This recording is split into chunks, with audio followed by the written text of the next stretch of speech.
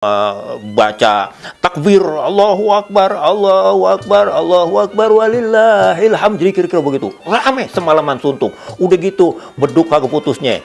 Yang punya petasan, kadang-kadang dibakar juga petasan. Petasan jangwe boleh dipasang, petasan cabai rawit juga boleh dipasang. Pokoknya anak-anak gembira pada malam itu. Dia gembira, kenapa? Karena dia dulunya, kita itu, mak-mak sama babe kita biasanya diajak pergi ke tukang cukur. Cukuran dulu, rapi rambut kita. Ada potongan setik, ada potongan gundul dan segala macamnya.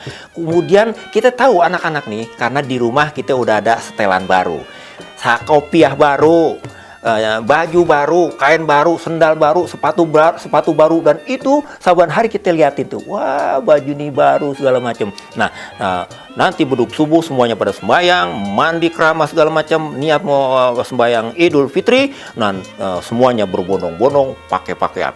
Nah, tetapi emak-emak kita beduk subuh itu selain dia juga bersiap untuk pergi sembahyang takbir, tetapi dia di dapur apa yang disebut dengan ketupat udah dipotongin. Semur daging, yang daging kebo itu, kebo andilan udah ander di situ. Kemudian sayur sambal godok udah ada di situ.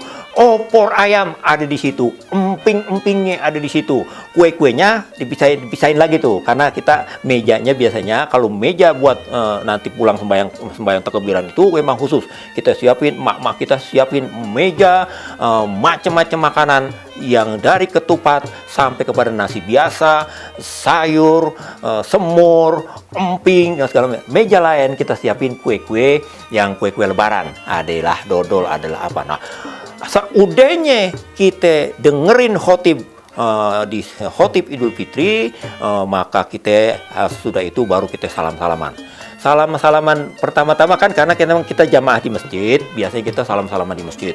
Itu yang nangis babe-babenya, abang kita, encang-encing kita liatin pada nangis sedih, pada ngeguloso dia. Ya bang, maafin gue ya, bisa ketemu lagi. Ini bulan bulan puasa lebaran tahun depan, doain sehat, habisin dah salah-salah gue. Iya, gue yang paling banyak dosa, melu gue ngatain lu, gua apa segala macem, gua suka ngomelin, terus anaknya juga nangis, bininya sama lakinya juga nangis-nangisan. Itu ya, jadi boleh dibilang pada saat sesudah kita sembahyang Idul Fitri itu kita salam-salaman, disitulah sebetulnya tumpah air mata.